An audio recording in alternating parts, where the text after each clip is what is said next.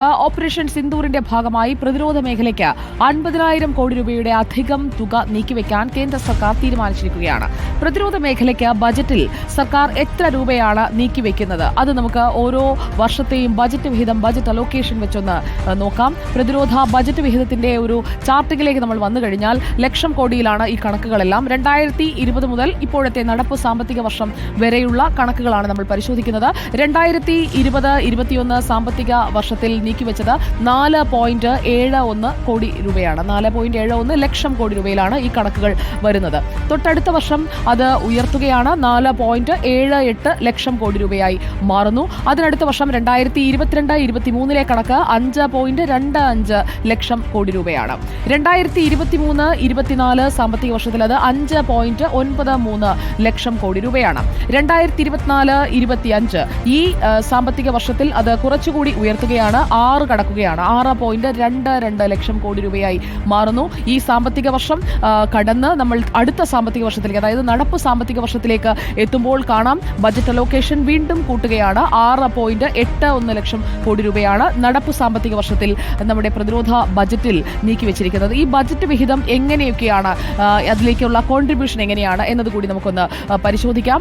അതിന്റെ ഒരു കണക്ക് നമ്മളിപ്പോൾ പല ഹെഡറുകളിലായി ഇപ്പോൾ ഉൾപ്പെടുത്തിയിരിക്കുന്നത് പ്രേക്ഷകർക്ക് കാണാം. അതിൽ ഓരോ പദ്ധതികൾ അല്ലെങ്കിൽ എങ്ങനെയാണ് നികുതികൾ എന്നുള്ളതാണ് നമ്മൾ ഈ ഒരു ചാർട്ടിലൂടെ പ്രേക്ഷകരിലേക്ക് എത്തിക്കുന്നത്. സംസ്ഥാനങ്ങളുടെ നികുതികളും തീരുവകളും, അതിലാണ് നമ്മൾ ഈ ചാർട്ടിലെ ഏറ്റവും വലിയ കോൺട്രിബ്യൂഷൻ കിടക്കുന്ന പോർഷൻ. ഈ പിങ്ക് കളറിൽ നമ്മൾ കാണുന്നത് സംസ്ഥാനങ്ങളുടെ നികുതികളും തീരുവകളും ചേരുന്നതാണ് ഈ ഒരു പോർഷൻ. അത് 22% വരും. പിന്നെ നമുക്ക് ഉള്ളത് പലിശയടവ് ഇനത്തിലാണ്. പലിശയടവ് ഇനത്തിൽ നമ്മൾ ഇപ്പോൾ ഈ പച്ചയിൽ അടയാളപ്പെടുത്തിയിരിക്കുന്നത് 20%. അതോടൊപ്പം തന്നെ കേന്ദ്ര പദ്ധതികളുടെ ഒരു ഭാഗം നോക്കൂ, അതാണ് ഈ നീലയിൽ അടയാളപ്പെടുത്തിയിരിക്കുന്നത്. കേന്ദ്ര പദ്ധതികളുടെ വിഹിതം എന്ന് പറയുന്നത് 16%. കേന്ദ്ര സഹായത്തോടെയുള്ള പദ്ധതികൾ, ആ പദ്ധതികൾ എന്ന് പറയുന്നത് 8%.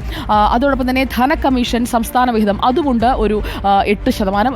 ഇതിവിടെ അടയാളപ്പെടുത്തിയിരിക്കുന്നു. പ്രതിരോധം 8%. അതോടൊപ്പം തന്നെ സബ്സിഡി 6%, പെൻഷൻ 4%, മറ്റ് ചെലവുകൾ അതെല്ലാം കൂടി ചേർത്തുകൊണ്ട് ഒരു 8%. അങ്ങനെയാണ്. ഇനി ഈ പ്രതിരോധ ബജറ്റ് വിഹിതത്തിൽ ഉണ്ടായിരിക്കുന്ന മാറ്റത്തിന്റെ ഒരു കാറ്റുവീശൽ എങ്ങനെയാണ് എന്നുകൂടി നോക്കാം. നമുക്ക് കഴിഞ്ഞ പതിറ്റാണ്ടുകളിലൊക്കെ ഇത് എങ്ങനെയായിരുന്നു എന്നതുകൂടി ഒന്ന് അറിയണമല്ലോ.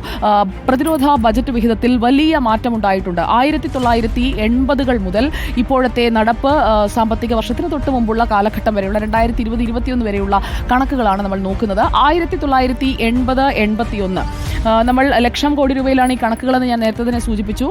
1980കളിൽ എത്രയായിരുന്നു എന്ന് നോക്കാം. 3273 കോടി രൂപയാണ് പ്രതിരോധ ബജറ്റ് വിഹിതമായി നീക്കിവെച്ചിരുന്നത്. തൊട്ടടുത്ത പതിറ്റാണ്ടിലേക്ക് 90-91 കാലയളവിലേക്ക് നമ്മൾ വരുമ്പോൾ അത് 3273 നിന്നും നേരെ വർദ്ധിക്കുകയാണ് 15,750 കോടി രൂപയിലേക്ക്.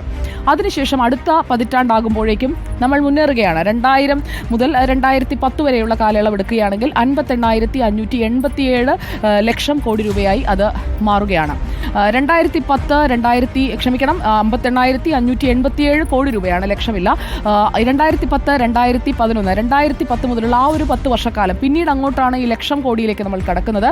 1.47 ലക്ഷം കോടി രൂപയാണ് 2010 കാലയളവിൽ നമ്മൾ നീക്കിവെക്കുന്നത്. 2020 ആകുമ്പോഴേക്കും നോക്കൂ, അത് എത്രയാണ്, മൾട്ടിഫോൾഡ് ആവുകയാണ്. 4.71 ലക്ഷം കോടി രൂപയായി മാറുകയാണ്. അത് ഇപ്പോൾ നമ്മൾ നടപ്പ് സാമ്പത്തിക വർഷത്തിൽ വീണ്ടും ഉയർത്തുകയാണ്. അപ്പോൾ പ്രതിരോധ മേഖലയിൽ ഇന്ത്യ നീക്കിവെച്ചത് അത് നമ്മുടെ രാജ്യത്തിന് തുണയായി മാറുന്നു എന്നതാണ് നമ്മുടെ മുന്നിലുള്ള വസ്തുത.